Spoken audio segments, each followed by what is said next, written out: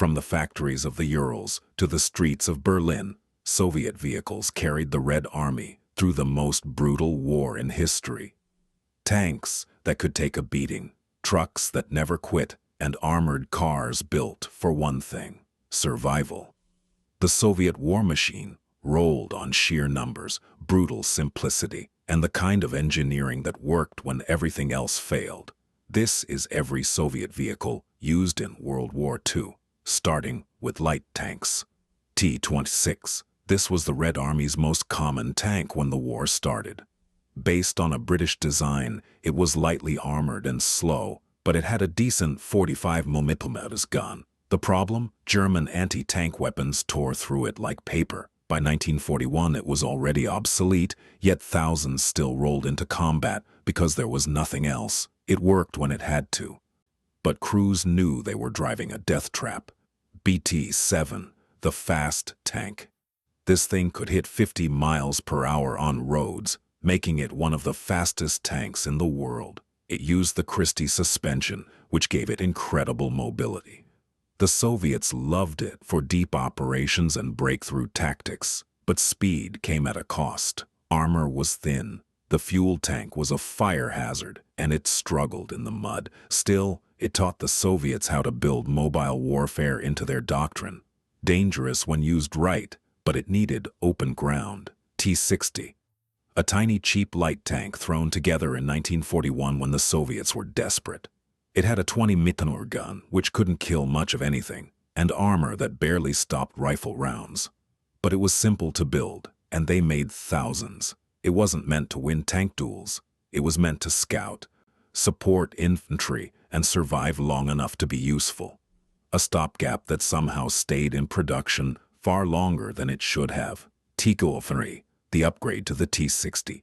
This one had a 45mm gun, which at least gave it a fighting chance against light armor and infantry. It was still cramped, still under-armored, but it was better. The Soviets used it for reconnaissance and infantry support, keeping it out of direct fights with German heavies. Crews liked it because it was reliable.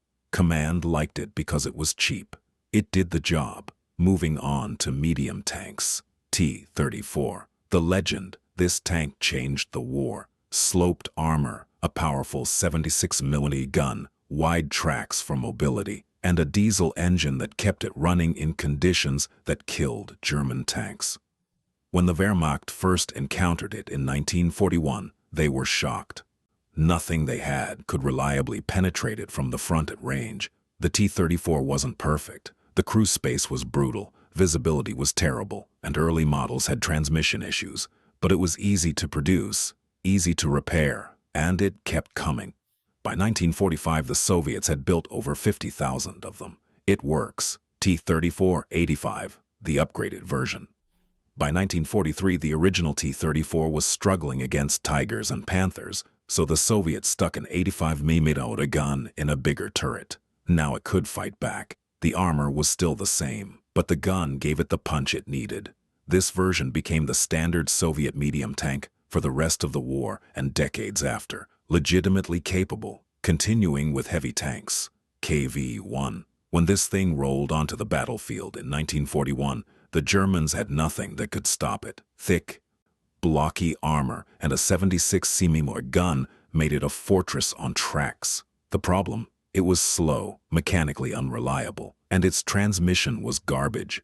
German 88mm guns eventually figured out how to kill it, but for a while, a single KV-1 could hold up an entire German division.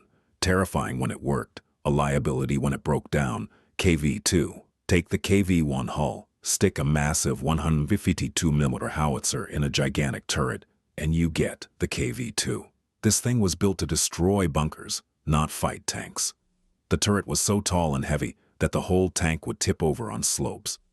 The howitzer could obliterate anything it hit, but reloading took forever, and the turret traverse was painfully slow. It was used in desperate defensive battles early in the war, where raw firepower mattered more than mobility. A siege weapon on tracks. IS-2. The Stalin tank. By 1943, the Soviets needed something that could go toe-to-toe with Tigers and Panthers. The IS-2 had a massive 122mm gun that could punch through anything the Germans fielded. Its armor was thick and well-sloped, making it tough to kill. The gun had a slow rate of fire, and the crew had to load the shell and charge separately, but when it hit hard. It became the symbol of Soviet heavy armor dominance in the final years of the war. Dangerous, and it proved it. And finally, ISU-152. And this was the IS-2 chassis turned into a self-propelled gun. The 152mm gun earned it the nickname Beast Killer because it could destroy any German tank with a single shot. It was used as a tank destroyer, assault gun, and bunker buster. The armor was solid, and the gun was devastating. The problem? Limited traverse, a high profile, and a slow reload. But in the rubble of Berlin and the open steppes, it did exactly what it was designed to do. It works. Now let's look at tank destroyers and assault guns. Su-76, the most produced Soviet armored vehicle of the war. It was cheap, simple, and effective. A 76mm gun on a lengthened T-70 chassis with an open top. Crews hated the lack of armor, but it could knock out most German tanks at range and provide mobile fire support. The Red Army built over 14,000 of them because they worked. Not glamorous, but reliable. Su-85. When the T-34's 76mm gun wasn't enough, the Soviets mounted an 85mm gun on the T-34 chassis in a fixed superstructure. This gave them a dedicated tank destroyer with better armor penetration. It was used extensively in 1943 and 1944 before the T-34-85 came along, effective in ambush tactics, where it could use its low profile to hide and strike. It did the job. Su-100, the ultimate evolution of Soviet tank destroyers, a 100mm gun on the T-34 chassis. This thing could penetrate any German tank from range, including Panthers and Tigers. It stayed in service long after the war because it was that good. Fast enough to keep up with offensives, powerful enough to stop anything, legitimately dangerous. Su-152, the Beast, a 152mm howitzer on a KV-1 chassis. This was designed to smash German fortifications and heavy tanks. It could destroy anything with a direct hit, and the concussive force alone could disable a tank even without penetrating the armor. Later versions used the IS chassis, making them even tougher, a siege weapon that doubled as a tank killer. Moving on to armored cars, BA-10. A heavy armored car based on a truck chassis, it had the same turret as the T-26 light tank, giving it a 45mm gun. Early in the war, it was used for reconnaissance and infantry support. The problem? Wheels. It couldn't handle mud or snow, which meant it was useless for much of the Soviet Union. Still, in the right terrain, it was effective, outclassed, but it served. BA-64, a light armored car designed specifically for reconnaissance. Small, nimble, and four-wheel drive, which gave it better off-road performance than earlier models. It had light armor and just a machine gun, but it wasn't meant to fight. It was meant to scout, report, and survive. The Soviets built over 9,000 of them. Simple, reliable, and it did exactly what it needed to do, continuing with half-tracks and prime movers. ZIS-42, a half-track based on the ZIS-5 truck. It was used to tow artillery and transport troops over rough terrain. The tracks in the back gave it mobility in mud and snow, but it was still slow and vulnerable. The Soviets didn't produce many because full-track vehicles were more effective, a compromise that worked when nothing else would. Komsomolets, a light artillery tractor used to tow anti-tank guns, fully tracked so it could go almost anywhere. It was cramped, noisy, and lightly armored, but it kept anti-tank guns mobile on the front lines. The crew sat exposed in the open, which made it dangerous under fire. Still, it was better than towing guns with horses. It works. Now let's look at trucks and logistics. ZIS-5, the workhorse of the Soviet supply line. A simple, rugged 3-ton truck that could handle terrible roads and freezing temperatures. It hauled ammunition, food, fuel, and troops to the front. Thousands were built, and even more were supplied through Lend-Lease. The Red Army ran on logistics, and the ZIS-5 kept it running.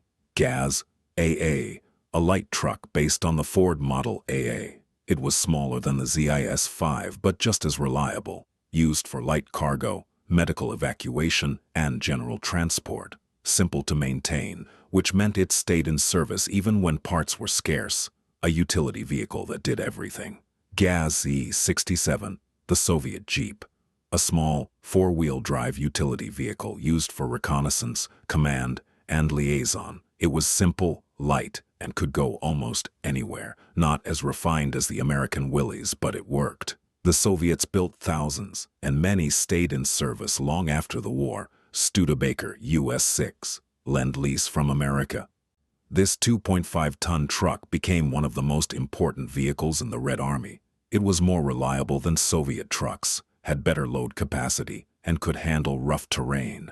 The Soviets used it to haul everything, including Katyusha rocket launchers. American engineering kept the Soviet war machine moving. And finally, we have motorcycles.